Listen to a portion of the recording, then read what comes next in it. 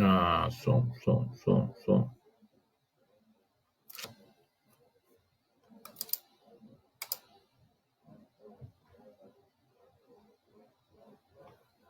Ah, som.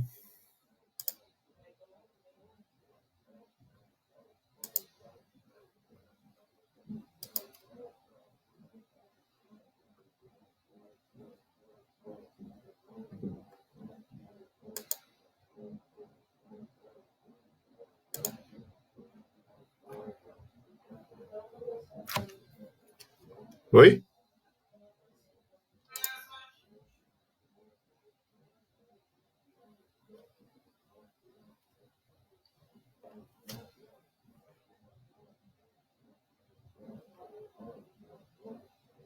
Ah, agora sim, Valentim.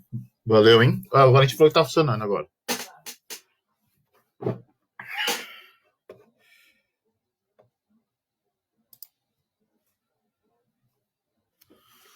Boa noite, só esperar o pessoal entrar. Problemas técnicos, né? Casa de, casa de ferreiro espeta de pau. A gente acaba tendo probleminhas aí, apanhando um pouquinho da tecnologia.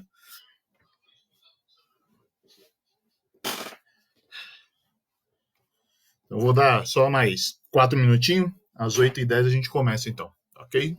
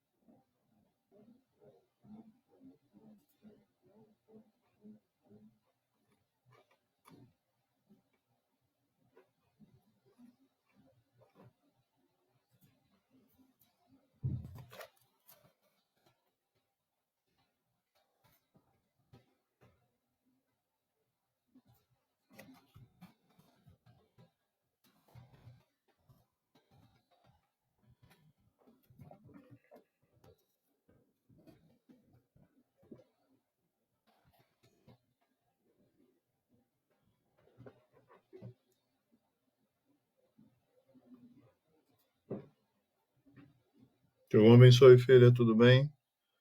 O abençoe, filho. Já vamos iniciar já.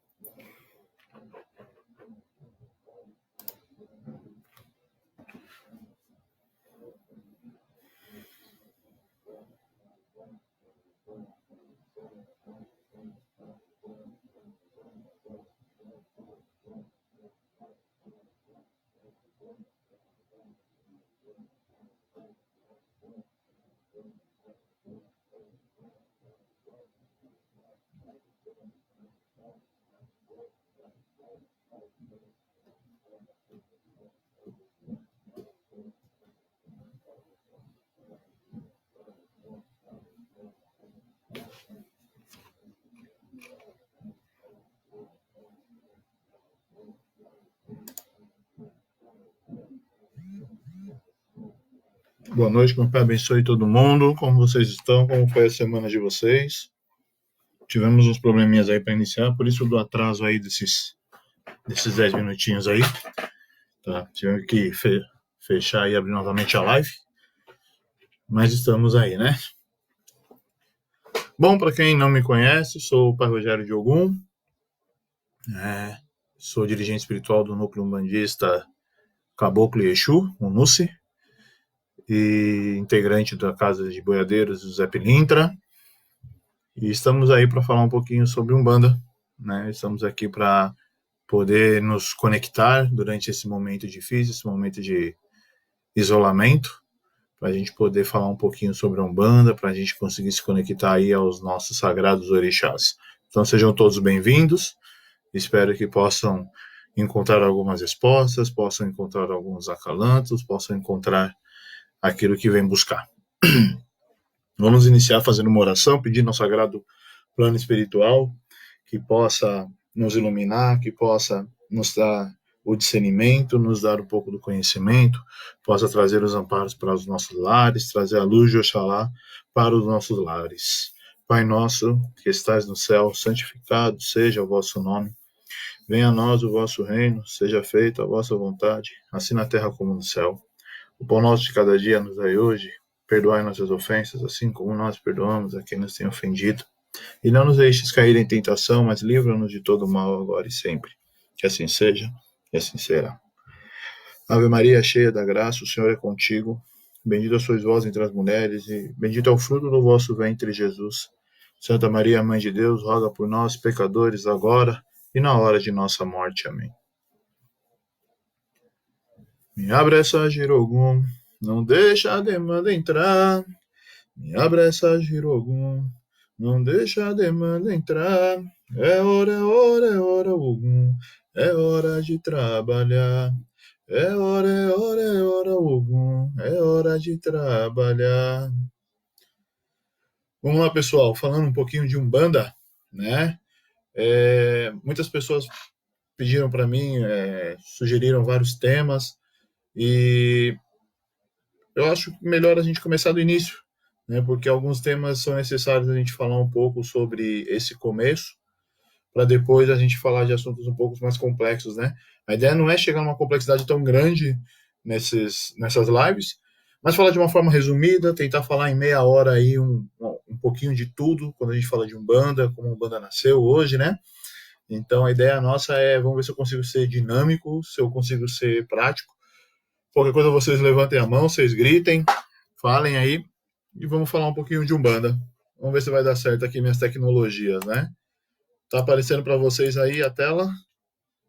Esperar vocês dar um ok aí da apresentação, falando de Umbanda. Assim vocês não ficam olhando para minha cara.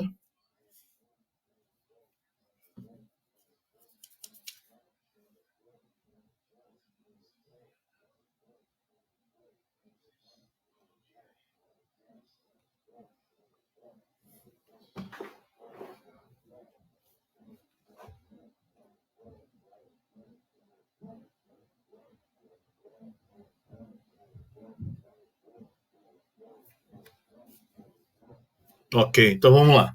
Porque live é um pouco mais complicado, né? Eu tô acostumado a fazer muita conferência, mas não tô acostumado a fazer live, né? A live um só fala e tem que ficar aguardando a resposta.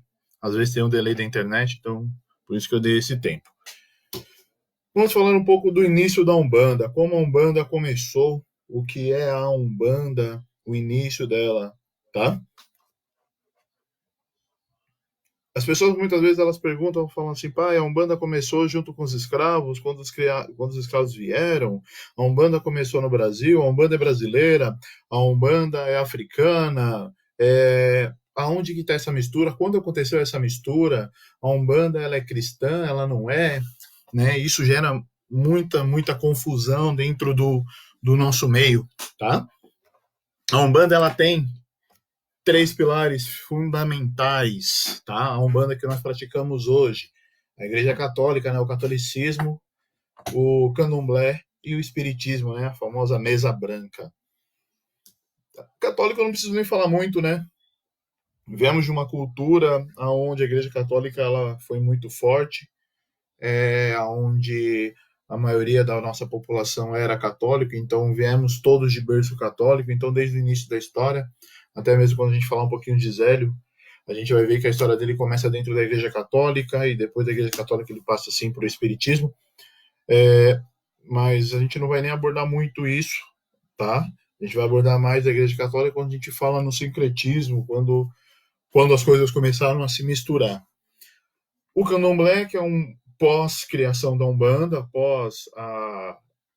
ao start da Umbanda dentro do Brasil, e a Mesa Branca, que é onde a Umbanda começou, tá certo?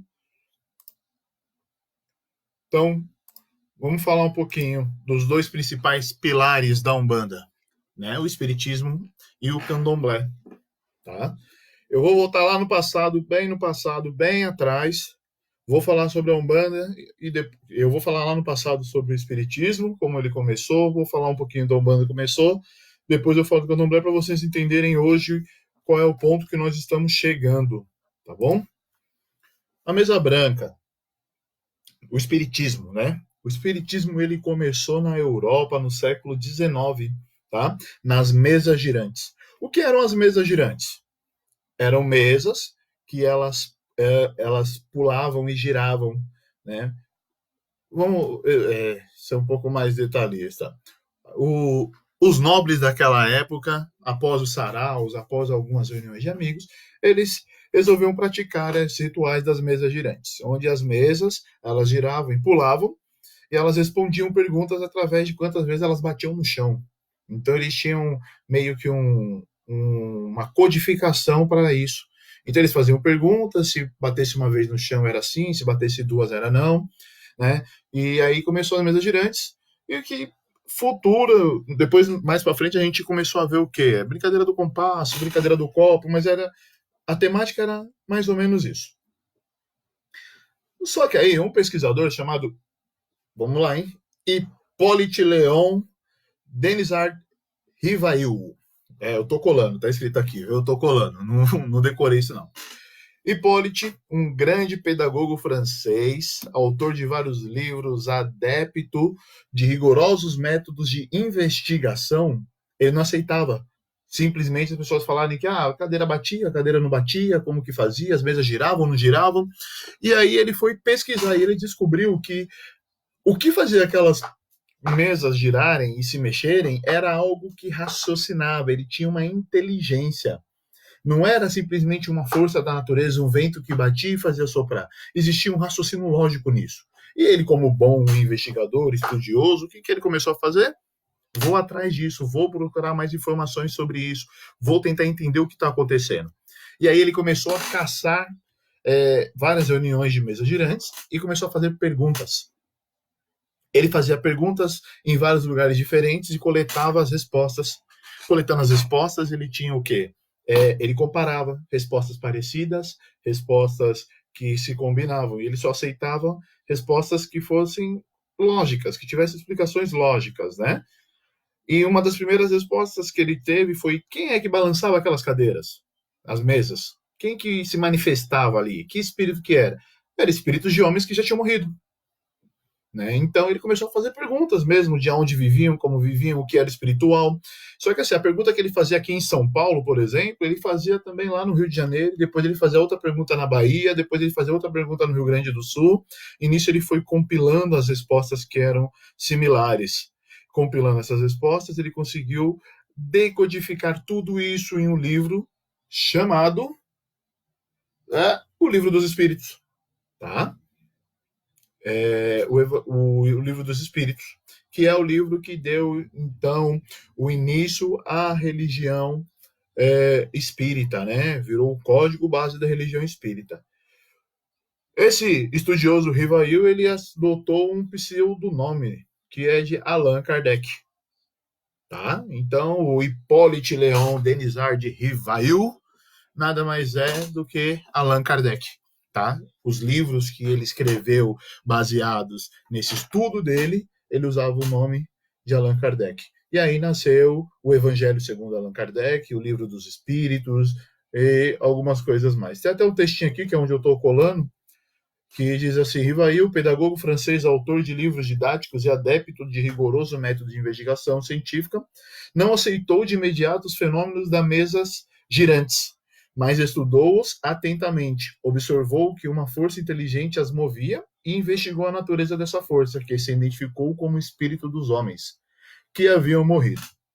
Rivail fez centenas de perguntas aos espíritos, analisou as respostas, comparou-os e codificou-as, tudo submetendo ao crivo da razão, não aceitando e não divulgando nada que não passasse por esse crivo.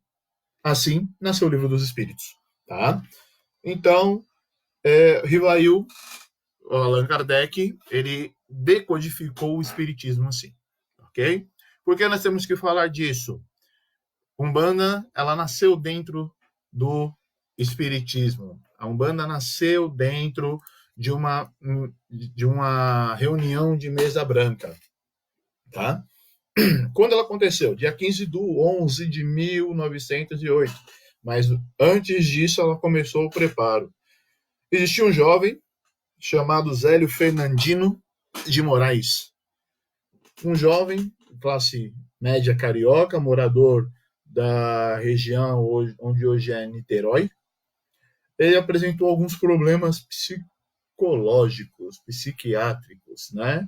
Naquele momento, as pessoas achavam que ele era meio pancada. Por quê? Ele tinha comportamentos diferentes em momentos da vida. Muitas vezes ele se comportava como um idoso, outras vezes ele se comportava meio como um felino, como um homem das cavernas. Muitas vezes ele era infantil demais. Ele tinha vários problemas. E a família, percebendo isso,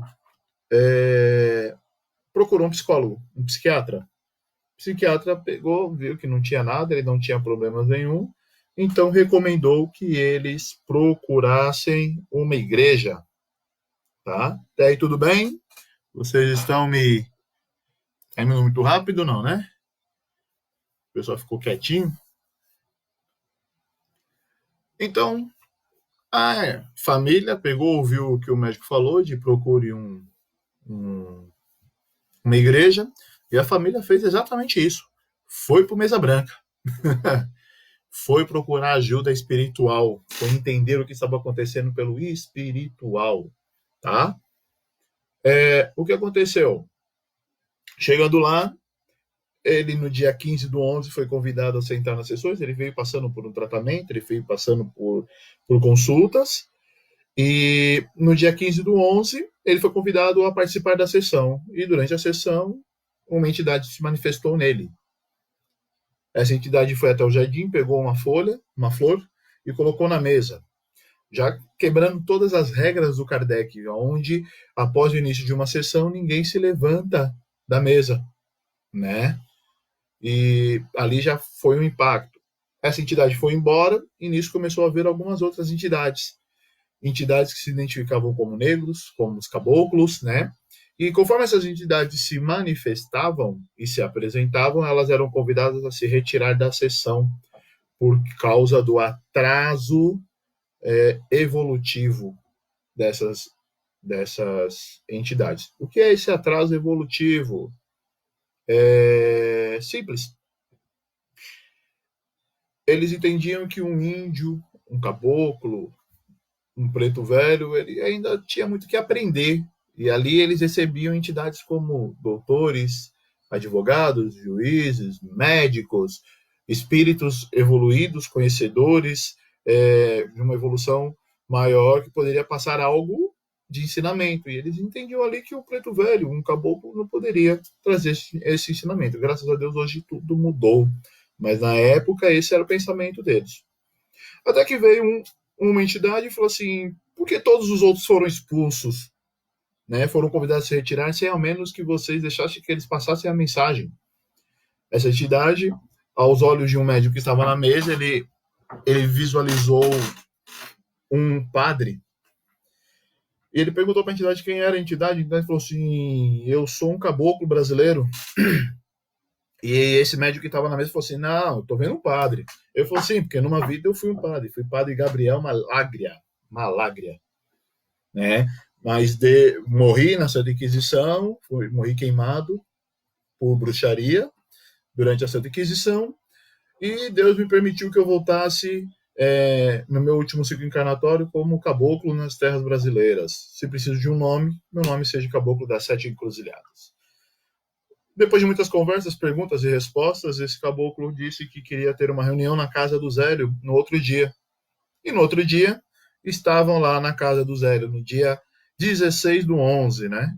Onde foi o primeiro trabalho de Umbanda. Então, lembre-se, dia 15, a Umbanda ela foi instituída. Dia 16 foi o primeiro trabalho de Umbanda, né? E ali é onde o Caboclo das Sete Cruzilhadas ele veio na casa do Zélio. Ali estavam presentes alguns integrantes da Federação Espírita Carioca. E o Caboclo começou a falar sobre a união das bandas, que estava nascendo ali uma religião onde todos os espíritos seriam bem aceitos, aonde não somente os advogados, os juízes, os doutores seriam aceitos, mas sim também os caboclos, os pretos velhos e todas aquelas entidades do plano espiritual que precisam trabalhar, tá certo? Por isso que aí nasceu uma banda, a união das bandas. Foi dito, sim, acredito que pelo Zélio ter uma frequência dentro do Kardec, foi determinado algumas regras da Umbanda daquele momento, aonde todos vestiriam o branco, aonde só teriam palmas, né? E imagens. Então isso tudo já traz para nós o sincretismo católico, onde entra a Igreja Católica, né, o catolicismo, o cristianismo ali, tá? Então nasceu ali a tenda espírita Nossa Senhora da Piedade, o primeiro terreiro de Umbanda da história, tá?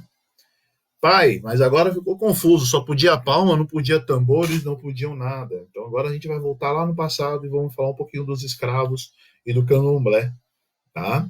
Bem resumidamente, mas para vocês entenderem aonde misturou-se tudo. Quando os negros vieram para o Brasil, cada negro vivia vamos colocar assim, num estado na África, né? Que era uma nação.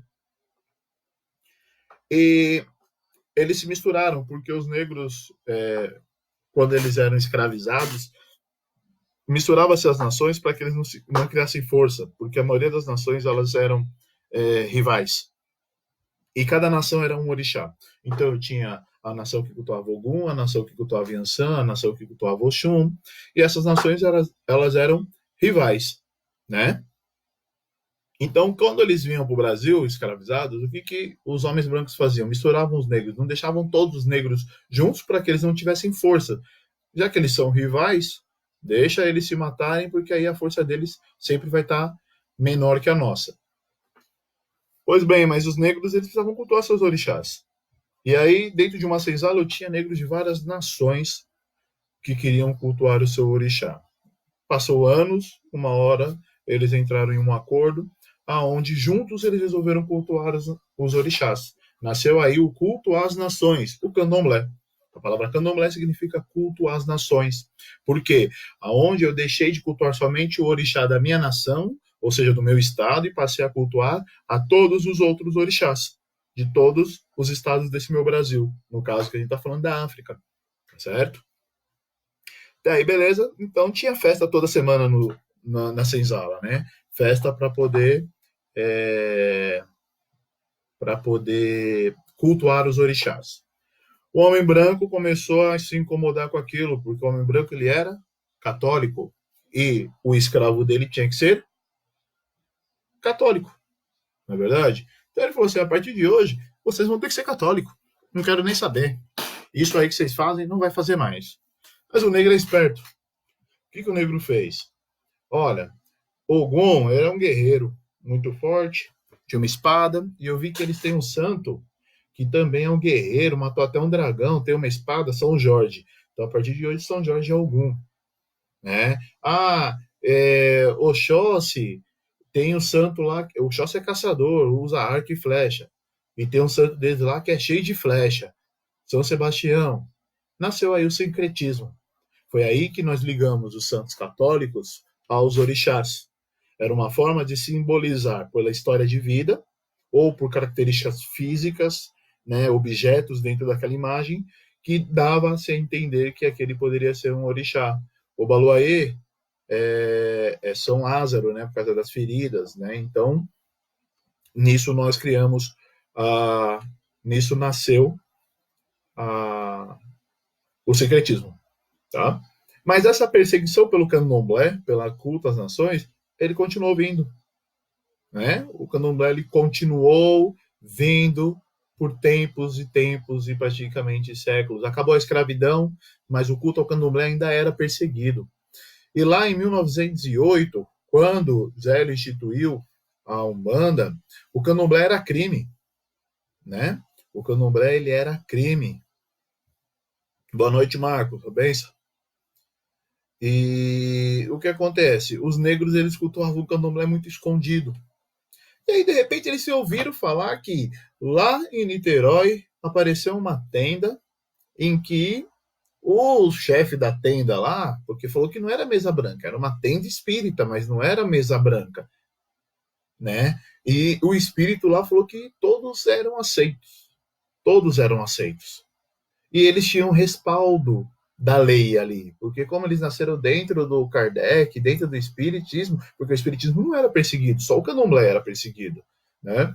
Então o que que eles fizeram? Os negros começaram a visitar as tendas, né? As tendas filhas da tenda Nossa Senhora da Piedade e até mesmo as tendas da Nossa Senhora da Piedade. Eles começaram a visitar e a frequentar o terreiro. E os negros gostavam de música, eles gostavam do atabaque, eles gostavam dessa festividade, né? Eles sempre cultuavam o orixá com festividade. E aí eles se depararam dentro de um terreiro onde não se cultuava o orixá, né? Porque a Umbanda, que nasceu, não se cultuava o orixá, se cultuava o que eles chamam de catiço, que são o caboclo, o baiano, né? O preto velho. Mas eles gostaram do terreiro e eles começaram a frequentar e de repente, por que não colocaram um atabaque? Por que não sei o quê? Ah, mas o caboclo mandou, falou que não teria. Mas com a evolução, como ele estava trazendo as pessoas, porque a Umbanda ela veio para agregar, para trazer as pessoas para si, ela aceitou. Foi aí que foi introduzido os atabaques dentro da religião.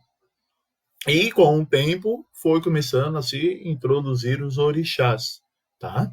Então, quando a Umbanda nasceu, o que nós tínhamos? Caboclo, preto velho e criança.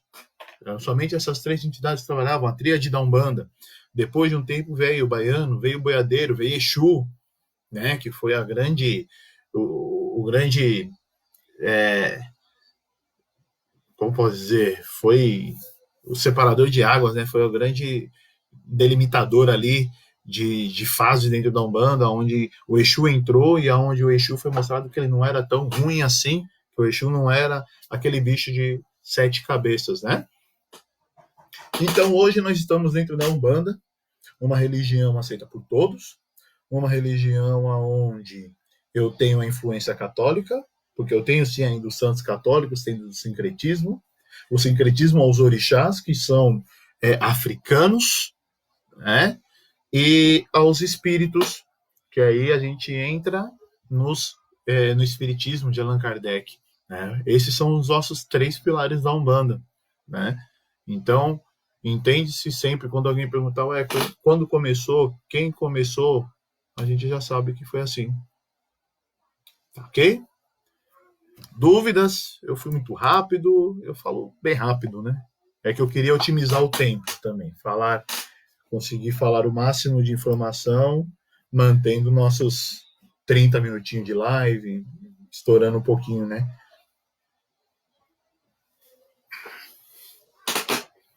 A benção, minha mãe Vanessa, que está aí na live, meu grande amigo, irmão, Marcos Ferro.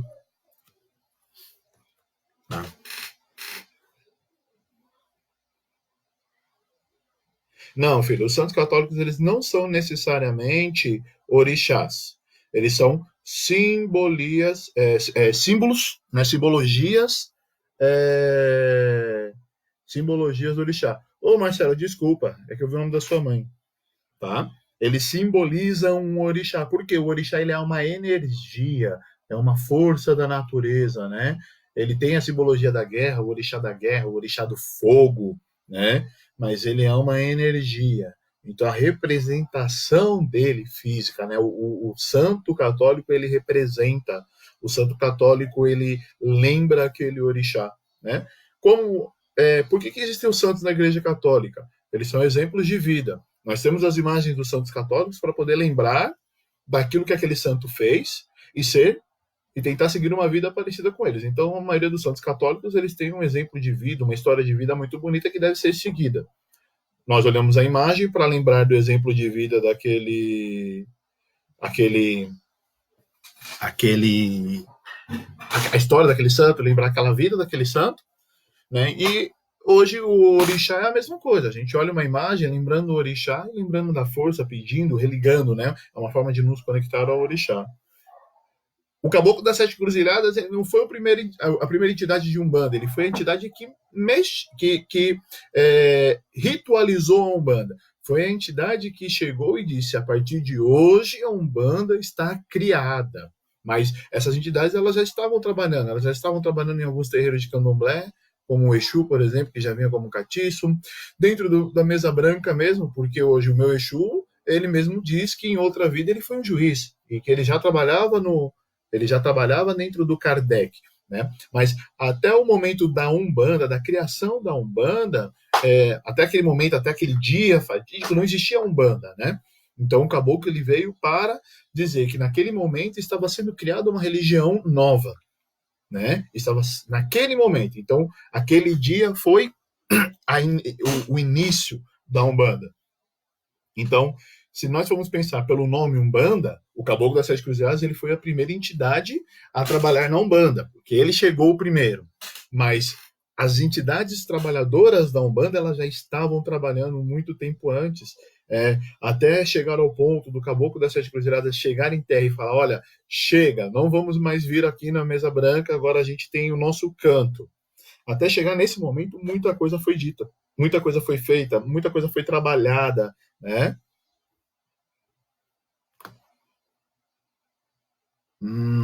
Deixa eu ver aqui. Andréia, na Umbanda não se fala do orixá Obá. Por quê? Andréia, Obá muitas vezes na Umbanda acaba sendo, pelo pouco que, pela casa que eu passei de Umbanda, a gente tem aquela confusão de Obá por ela ser guerreira, de Yansan. A Umbanda ela trabalha com menos orixás. Hoje está mudando isso, mas até quando entrou os orixás dentro da Umbanda, muitos orixás ficaram de fora, né? A Umbanda, quando eu comecei na Umbanda, se falavam em 7 orixás. No Candomblé se falava em 16. Conheço Candomblé que fala de 21. Se você pegar os antigos do Candomblé, ele vai falar de orixá que você nem imagina. Então eles começaram a juntar um pouco, né? Eu tinha um orixá que era Xangô, eu tinha um orixá que era Airá, que de repente na Umbanda virou um só. Então, na verdade, não é que se fala da Obá, mas muitas vezes na Umbanda, quando você está falando de Ansan, você está falando de Obá. Quando você está falando de Airá, você está falando de Xangô. Então, conforme foi entrando na Umbanda, eles foram reduzindo, né, o número de orixás. E como o orixá ele é um elemento, como eu disse, é um ser da natureza, é uma força da natureza, é uma energia.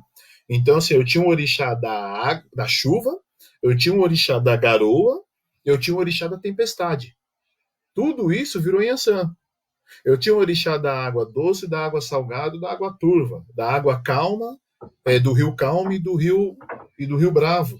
Então tudo foi se mesclando, tá? E se tornando um orixá só que simboliza vários outros. Cleiton, a benção, meu irmão. Gostaria de tirar a dúvida.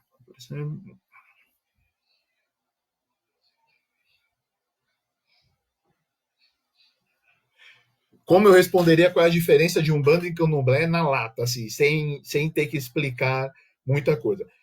É muito difícil você falar muito na lata porque você vai continuar deixando a pessoa sem entender.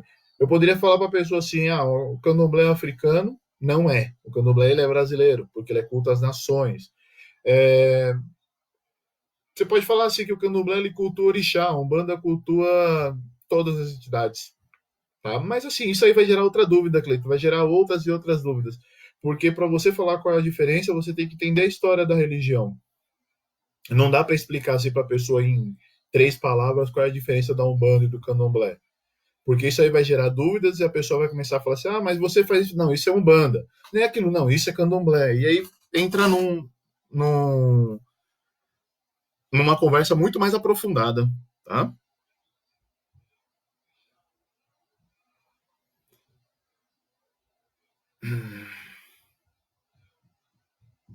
Caboclo e baiano, Velma. Não. Caboclo é simbolizado pelos espíritos de índios brasileiros, né? A grande maioria. E os baianos eram espíritos moradores mesmo da região nordeste do nosso Brasil. Sim, eu posso ter um, um caboclo lá no Nordeste, né? Tipo, não tem aldeia de índio lá? Sim, mas aí é uma afinidade do espírito. Quando o espírito ele recebe a autorização de trabalhar dentro da Umbanda, ele também tem as suas linhas de afinidade aonde ele pode escolher trabalhar.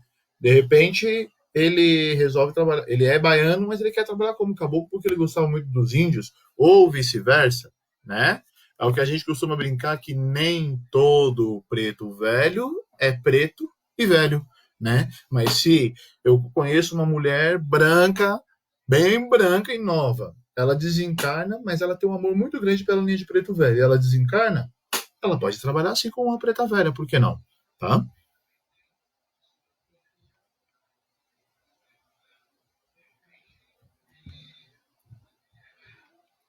Mais alguma pergunta, gente?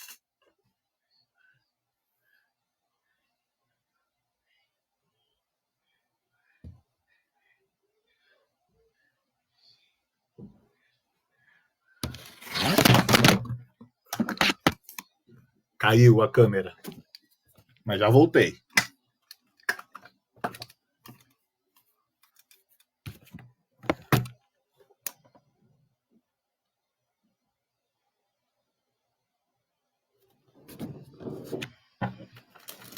Peraí, deixa eu mudar aqui a temática aqui do negócio. Pronto. Estou vivo depois do acidente aqui da câmera. Tá. Quais as linhas que se agregam à Umbanda e aos Encantados? Vamos entender. É assim, filho. Quando a Umbanda ela foi criada, nós só falávamos de caboclo, preto velho e criança. Toda entidade que veio depois, ela foi se agregando à Umbanda, né? Ela foi se agregando. Eu achei muito interessante que ontem meu pai falou até dos árabes, né? Da linha do Oriente, né? A linha do Egito. Então são linhas que vieram agregadas. Algumas linhas elas tentaram se agregar e elas não se adaptaram e elas retornaram. Tanto que a linha do Egito é uma das linhas que hoje você quase não vê mais, a linha do Oriente, os mestres hindus, você quase não vê mais dentro dos terreiros. Né? Alguns pais de santo costumam dizer que é o quê? Aquela linha ela não se adaptou à forma de trabalho brasileira. Então, ela novamente ela se recolheu, trabalha no espiritual, mas nada mais que isso, entendeu? Então, assim, toda linha que veio depois da criação da Umbanda foi linhas agregadas. Começaram com as linhas mais comuns, assim, tipo baiano, boiadeiro, né?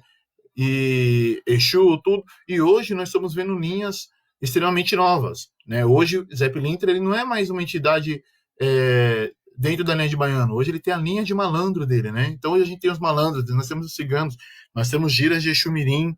Né? Então são linhas que estão se agregando. Virão mais linhas? Com certeza virão mais linhas. As linhas elas vão separando. Baiano, cangaceiro. Eu conheço terreiros hoje que eles já cultuam de forma diferente. Gira de baiano, gira de cangaceiro, né? Por quê? Porque era uma linha que era unida, porque vinha tudo como gira de baiano, e eles começaram a ganhar o seu espaço, assim como o malandro ganhou o espaço dele, que ele vinha na gira de baiano ou na gira de Exu, e de repente ele teve a gira de malandro dele. Agora tá vindo os cangaceiros e muitas outras, né?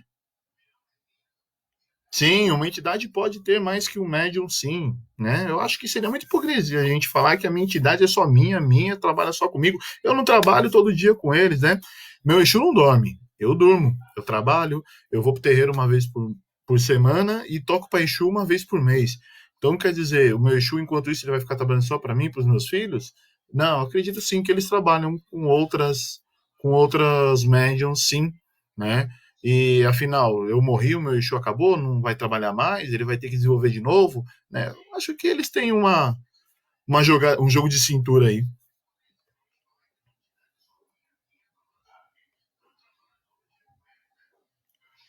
Porque alguns médios recebem mais de um Exu, por exemplo, é possível receber mais de um baiano?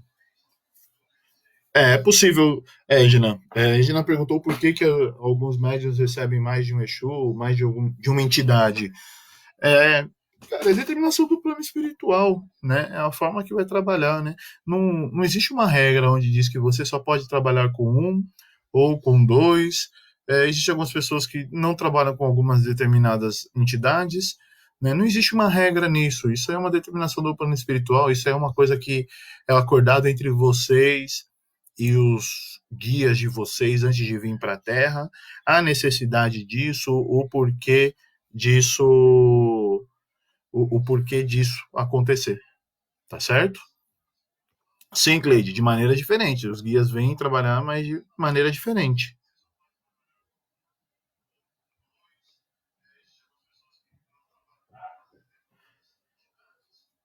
Hum. Bom, gente, se a gente fica aqui até amanhã, né? A ideia é essa, a gente poder falar um pouquinho, tirar algumas dúvidas. É, não precisamos ficar amarrados somente à live, não. Quando tiver dúvida, alguma coisa, pode me chamar. Na medida do possível, do meu tempo, a gente vai respondendo, tá? Do que vocês precisarem, a gente conversar, debater um pouco mais sobre esse assunto. Então, fica esse assunto aí aberto aí para a gente debater essa semana, tá? Depois eu vou passar para vocês aí o link do, da página do NUSI, onde a gente pode debater mais sobre esse assunto, falar mais algumas coisas. Tem algum material que eu usei hoje para falar para vocês, aí eu posso passar para vocês. A ideia é a gente poder aprender um pouquinho mais, nos conectar a eles, mesmo estando distantes, tá bom? Eu agradeço a vocês, agradeço a vocês aí pela atenção, pelas perguntas. Espero poder encontrar vocês aí na semana que vem, no mesmo horário. O André perguntou aqui: em uma gíria pode ter duas entidades iguais? Claro, filho. Quantos Josés trabalham na mesma empresa? Quantas Marias trabalham na mesma empresa? Quantos Joões estudam na mesma escola? A entidade ela pode ter o mesmo nome, mas sobrenome será que é o mesmo? Né? Você tem Maria Padilha das Almas, da Encruzilhada, do Cemitério, do Rio, da Cachoeira, das Sete Quedas, das estradas, da noite, do dia, não é? Então, assim, eu tenho várias entidades com o mesmo nome, mas sobrenomes diferentes. Eles podem trabalhar, sim, no mesmo lugar, sim, tá? Gente, eu fico por aqui, né, deixando o meu axé, deixando a minha... deixando o meu sentimento aí de força, de esperança que tudo vai melhorar, que esse momento vai passar. Aqueles que têm parentes que estão enfermos, que estão passando por dificuldade, força, entrega na mão de Deus. Como diz o meu amigo velho, não vamos enterrar os vivos, tá certo? Porque só o médico é o doutor dos doutores, só ele é o médico dos médicos e sabe qual é o destino de cada um, né? Ninguém vai antes nem depois da hora. Vamos orar para que seja a hora, para que quando chegar a hora seja da melhor forma possível, né? Pedindo pelos doentes e pedindo principalmente por aqueles que ficam, tá? Pedir ao plano espiritual que possa amparar, que possa nos dar cabeça para ficar em casa, né? Que possa nos dar a nos dar um pouco mais de calmaria, né? Para poder aguentar ficar dentro de casa, tá certo? Lembre-se, banho uma vez por semana é sempre bom. Vela pro anjo da guarda é sempre bom. Se você é um bandista, ou como eu digo, se você é macumbeiro, banho e vela é obrigatório, não é bom não. Tem que fazer, tá certo? Mantém seus banhos tomados, mantém sua vela do anjo da guarda acesa e ó, o pensamento bem, tá bom? O pensamento bem. Fiquem com Deus, fiquem na fé de Ogum, fiquem na proteção de Exu. Até semana que vem, tá bom? Eu deixo aqui para vocês aí os meus contatos, tá bom? E deixo de coração aí o meu abraço para vocês, viu? Que meu pai Ogum abençoe, que meu pai Xangô, minha mãe Oxum possa abençoar todos vocês, trazendo força e luz para dentro da casa de vocês, não permitindo que o mal entre, não permitindo que o mal persevere. Que a luz dos sagrados orixás possa amparar a família de cada um, que a luz dos sagrados orixás possa dar o discernimento, possa dar o conhecimento e a direção que nós precisamos para poder enfrentar dia a dia as batalhas que estão por vir. Que olhe por nós, que olhe pelos nossos, que olhe pelos nossos inimigos também, que olhe por aqueles que não querem o nosso bem, que olhem por aqueles que não sabem o que pensam quando desejam o mal do próximo. Tá certo? Me fecha essa girogum. Não deixa a demanda entrar. Me fecha essa girogum. Não deixa a demanda entrar. É hora, é hora, é hora, Ogum. É hora de Ogum fechar.